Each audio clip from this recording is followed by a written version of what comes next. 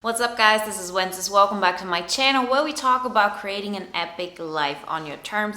And today we're going to talk about how to create your 2019 morning and evening habits. As you all know, we need energy to make our goals happen. We need energy in order to overcome limiting beliefs, all kinds of blocks that are in our way that are keeping us from actually moving forward. And the best way to do that is through habits, because we know motivation doesn't last. You need to do it over and over again. For habits though, you don't really need motivation. You need 21 days to make them happen, to establish them, and then they work on autopilot and they work for you. Today in 2019, there are very specific challenges and advantages, and we're gonna use them in creating our morning and evening habits. Some of the things that actually make it difficult for us to stick to our goals are all those distractions happening. Our attention span is getting shorter and shorter, and we're being bombarded with information everywhere we look. Most people, the first thing when they wake up is look at their phone, look at their Instagram, look at their mails, and then they start their day. The challenge in this whole thing is that if you get absorbed by everything that's going on around you, you don't have enough energy to create your epic life. On the other side, there are huge advantages that are given to us today that nobody could have even dreamed about like 10, 15, 20 years ago. Everything that we want, we can pretty much have. We have all the information we need. If you want to publish a book, you just self-publish it, you put it on Amazon, and you're good to go. So our mindset and our habits become one of the most important components when it comes to creating our epic life. Dividing your routines into morning and evening habits makes it that much easier because you pretty much start your day with one thing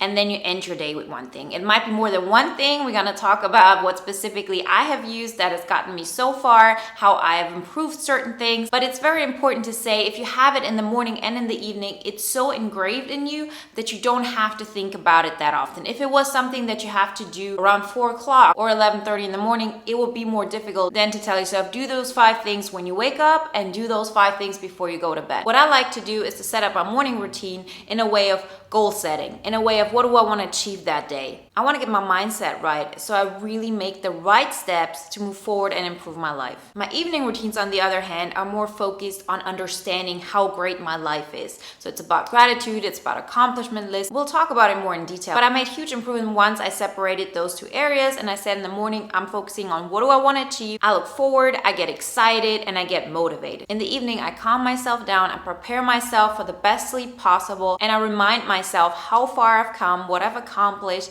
and what I can be grateful for. When it comes to habits, don't kid yourself. You really have to be realistic. What I mean by this is you can't say, oh, I'm gonna start meditating starting tomorrow and I won't stop for like 3 months and I'll do it every single day. And then you say, oh, and I'm also gonna work out every day for an hour. It just doesn't work. Yeah, maybe there's this one exception and 1 in 1,000 people who can make it happen, but most of the time our mind is too focused on what we're currently doing to make that big of a shift in that little time. You want to have success in this, you really want to change your mindset, your lifestyle, and everything that you create, then be open and willing to take small steps that will make you move forward in the long run. I'd rather have you start really small and then stick to it at least for 21 days, because that's how long it takes for us to get used to a new habit and for it to be working on autopilot. Then for you to say, I'm going to start gratitude, I'm going to start working out, I'm going to do meditation, and I'm going to start everything tomorrow, and then I'm just going to keep doing it. Yeah, start doing it and let's see how long you can take. We're not here to fix something in 2 weeks and then you're done. We want to do something that you can take on for the rest of your life and that you love doing. So we have to start small so it becomes a part of you. So when it comes to morning routines, the first thing I can recommend to you, and this is how I always wake up, I don't even use an alarm clock. I make sure I go to bed on time and then everything gets regulated. Most people do not have that luxury, so therefore use an alarm clock that isn't your phone, because I do not want you to have your phone in your bedroom. I know this is rather hard, and we're going to talk about it more when it comes to the evening routines, but you can definitely start by buying yourself a manual alarm clock, something like this with a battery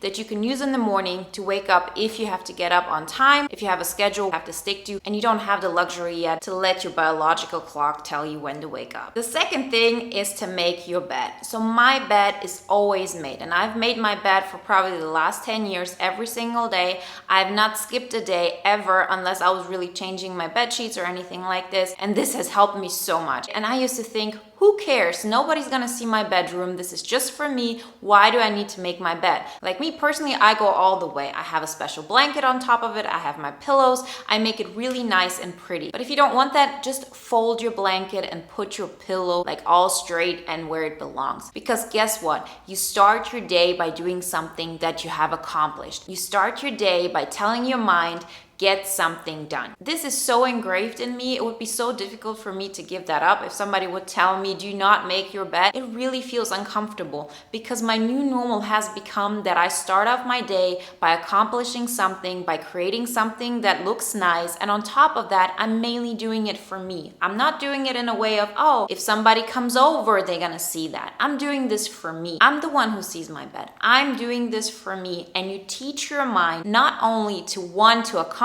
things, but to want to accomplish things that are mostly for you. If you start your day off like this becomes such an automated system that you keep taking that energy into every single step you do that day. The next thing I do is I meditate. I have my meditation corner. I put on my candles. I have a meditation pillow, and I personally love to listen to guided meditation. Like I like, for example, YouTube channel Great Meditations, and they're guided meditations for 10 minutes, for example, and then you can choose whatever you like. I personally like meditations that focus on imagine your perfect day, imagine how you want to go through that day, what's the energy behind it, and I really do that every single day. And there were times when I didn't do it, and then once I started again, I realized how much I was missing it and how much better my life evolved once I did this. Because guess what? We have to do whatever is possible to tell our mind where we want to go, and you do that on a subconscious level. You do that through changing your passwords into a goal you want. You do that through having your vision boards everywhere you see, for example, on your desktop, and you do that in the morning when you meditate. This becomes so engraved in you that you automatically aim to have that life that you imagine.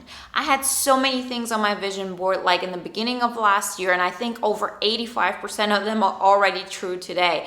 And this only happened because I had all of those things around me. I meditated, and as I said, the couple of months where I said, oh, everything's going great, I do not need to meditate, I really regretted it because in those months I didn't do the progress that I did in the other months while I was doing meditation. The next thing I do is I eat breakfast. And I only mention this because there's so many people who get out of bed, they're directly in stress mode, they really want to get somewhere, do something, check their mails on their phone, and they don't even sit down to have breakfast. If you do not take the time to really calm down, and it's not even so much about the nutrition, which is important in itself. Like if you're not a person who eats in the morning and who likes eating in the morning, then that's on you. Like I'm not a nutritionist. I don't know the exact specifics, but what I know is mindset. And if you do not have breakfast in the morning, then sit down and drink your morning coffee. Like have 5 minutes, have 10 minutes where you just sit down and let the world happen and you're not a part of it. If this is difficult for you, one more reason to do it. One more reason to put this as a habit in the morning. Because if you can't sit still for those 5 minutes to drink your coffee or to eat your breakfast, how do you want to have the internal mindset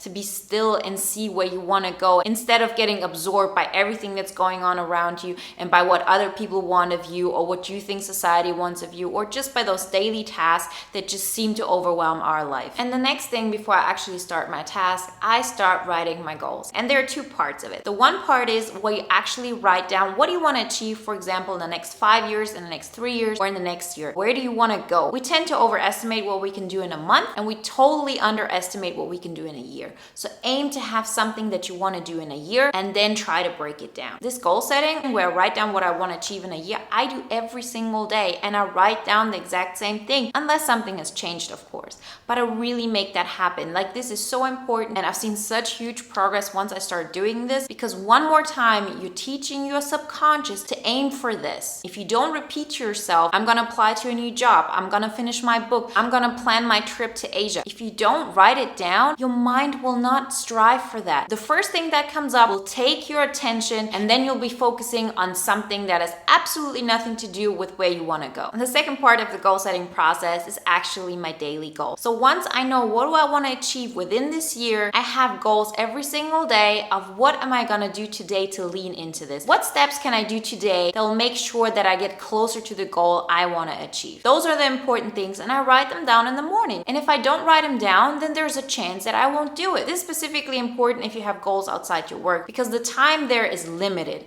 And if you do not plan for those goals, what do you do when you come home? You just sit down, you eat, and you watch television. But if you want to change your life, if you want to have that epic life, you have to create it. And once you set those goals and you can measure them, you have a much higher chance of achieving them. It really comes down to mindset, and you can make it so much easier on yourself when you set up those habits. With that, we come to our evening routines. Evening routines are all about calming yourself down, understanding how well you're already doing, because we can only improve what we already feel. So if you want to have more in your life, if you want to feel abundant, if you want to create something and be productive, you have to be aware of what you already achieved. In most cases, people are focused on what they don't have yet, what they haven't achieved yet, what is missing in their life. But once you start focusing on what you have, what you've created, what you're proud of, that's when the big jumps start to happen. So the first thing I do in the evening is a gratitude list. It doesn't have to be fancy. You don't have to write it in your best notebook. I just have my simple notebook, I have a pen, and I write down what I'm grateful for. The gratitude list is just that. What are you grateful for? And if you can't think of anything, one more reason to stay there.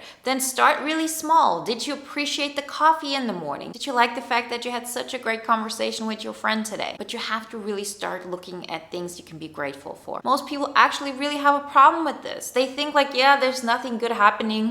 If you have that attitude, no wonder you're not feeling like you're being productive, you're creating the life of your dreams and everything that entails. Start being grateful. And if it sounds like a lie to you, one more reason to do it. Because you should be grateful that you had this great coffee. You should be grateful that you were able to take a shower. You should be grateful that your family is healthy and that you have all the opportunities that you have. The second thing is the accomplishment list. Like, this one is very interesting, and this is something I have learned over the years that I do differently than the gratitude list. The accomplishment list is really what I have achieved in order to move forward towards my goals. So I write down the goals I have for the following year in the morning, and sometimes even in the evening. I use the 5-pillar system of the Epic Life Masterclass. If you want to look into it, check out the link in the description. But so about like, where are my relationships? Where's my wealth management? Where's my vocation at? How do I set my priorities? Like, I really make sure that I focus in on this, and then I write down my accomplishments in this area. So this comes back to what kind of goals did you set for the year and what kind of goals you set for that day. Were you able to accomplish those goals? And even if you weren't able to accomplish all of them, be grateful and thankful and proud of yourself for the things that you did accomplish. One thing accomplished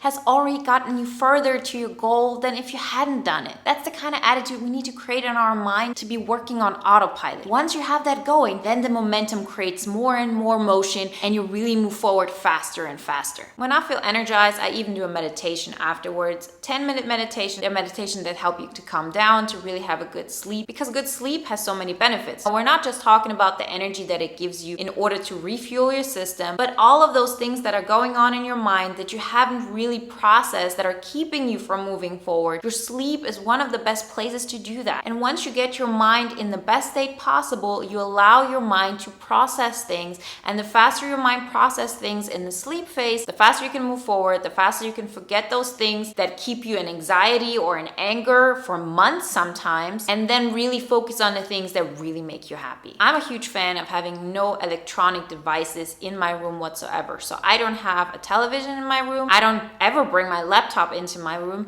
and I never bring my phone into the room. If this is difficult for you, start with one thing, because the more you can let go of those things, the more you can really be yourself. Do not underestimate how big of an impact all those influences have on you. No matter what information you put in your mind, if it's a movie you're watching, if you scroll through social media, all of those informations are just bombarding your mind and keeping it away from actually focusing on what's really going on inside of you. And you have to be willing to look inside in order to process a lot of those things and then move forward and be willing and ready to create the life of your dreams, the epic life on your terms. If you feel like you don't sleep enough, sometimes you go to bed at 2 o'clock in the morning and you know you don't have enough energy because you don't sleep enough, then start with little goals. If you really go to bed at 2 o'clock, don't tell yourself tomorrow I'm going to go to bed at 10. It may work once, but it's not going to last. But what's really going to last is if you say, well, I always go to bed at 2 o'clock, I'm going to try to go to bed at 1:30, the latest this week. Once you get used to this, once this becomes your new normal, then you can do one more step. Then you can say, oh, okay, now I'm gonna stop taking my laptop with me in the room. And the next step might be, I might be able to take my phone out of my room and then go to bed earlier. Make those steps little so you can really stick to them. I hope my morning and evening habits and routines gave you an inspiration, and really start focusing on those habits because they make a huge difference in your epic life creation. If you like this video, give it a thumbs up and subscribe. And if you want to dive deeper, check out all the links in the description on the Epic Life Masterclass and on coaching. Like always, I wish you a wonderful week, and I talk to you next time. Bye.